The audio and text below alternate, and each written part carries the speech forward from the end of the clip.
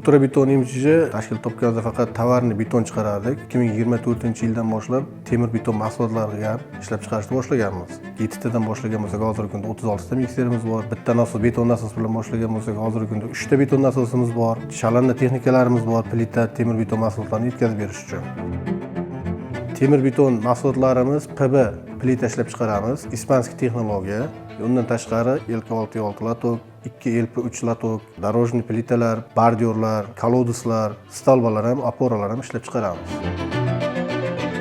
2025-yilda tadbirkorlikni rivojlantirish kompaniyasidan qarz moliyaviy strukturasidan foydalanib, bitta beton nasos olib kelganmiz 52 metr Xitoy Respublikasida ishlab chiqarilgan. Bu beton nasos texnikamizning qulaylik tomoni ish sifatini oshiradi hamda vaqtdan yutamiz. Har bir mahsulotni sifatini nazorat qilgan holatda ishlab chiqarishga jalb qilinadi.